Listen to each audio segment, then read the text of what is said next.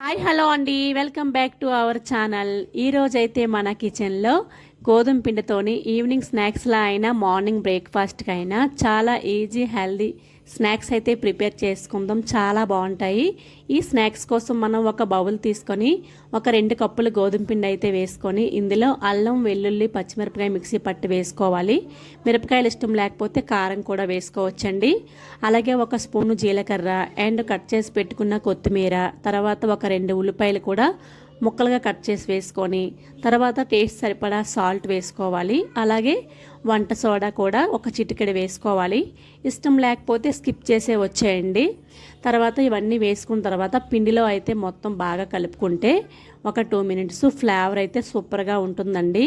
నేను చూపించిన విధంగా ఈ విధంగా మొత్తం పిండిలో కలుపుకున్న తర్వాత వాటర్ అయితే ఒకసారి ఎక్కువ వేసేయకుండా ఇలా తక్కువ వాటర్ వేసుకొని ఈ బ్యాటర్ని అయితే మనం ప్రిపేర్ చేసుకోవాలండి. ఒకసారి వాటర్ ఎక్కువ వేసేస్తే క్రంచీగా అయితే స్నాక్స్ రావండి. తక్కువ వాటర్ వేసుకొని బ్యాటర్ని అయితే ప్రిపేర్ చేసుకుంటే చాలా బాగా వస్తాయండి. ఇలా ప్రిపేర్ చేసుకున్న బ్యాటరీని మనం పక్కన పెట్టుకొని ఇప్పుడు స్టవ్ పైన అయితే కళాయి పెట్టుకొని కళాయిలో డీప్ ఫ్రైకి సరిపడా ఆయిల్ అయితే వేసుకొని ఆయిల్ వేడైన తర్వాత మంట ఎప్పుడు కూడా స్నాక్స్ వేసుకున్నప్పుడు లో ఫ్లేమ్లో పెట్టాలండి. ఇలా అయితే చేత్తో అయితే ఇలా బొండాల షేప్లో వేసుకోవాలండి. ఇలా వేసుకొని అటు ఇటు తిప్పుకొని ఇవన్నీ కూడా బాగా బ్రౌన్ కలర్ వచ్చేంత వరకు ఫ్రై చేసుకోవాలి. ఇలా ఫ్రై చేసుకున్న బొండాలను అయితే మనం బాగా ఫ్రై అయిన తర్వాత ప్లేట్లో అయితే తీసి పక్కన పెట్టుకోవాలండి. అలాగే నేను స్పూన్తో కూడా ఎలా వేయాలో చూపిస్తున్నానండి. స్పూన్తో అయితే ఇలా షేప్లెస్గా వస్తాయండి. చాలా క్రంచీగా ఉంటాయి. చేత్తో ఇష్టం లేకపోతే స్పూన్తో వేసుకోవచ్చండి.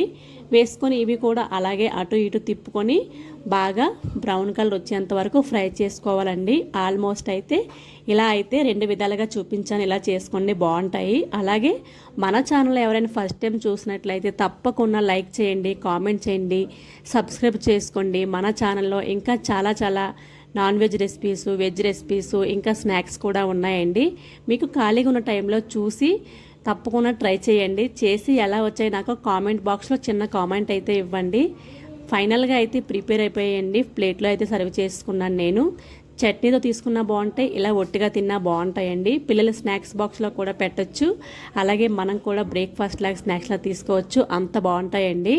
ఒక్కసారి నేను చెప్పిన విధంగా మాత్రం ట్రై చేయండి. ఎలా వచ్చాయో తప్పకుండా కామెంట్ చేయండి. మరొక వీడియోతో మళ్ళీ కలుద్దాం. Okay friends, see more videos. Bye ఉంటాను.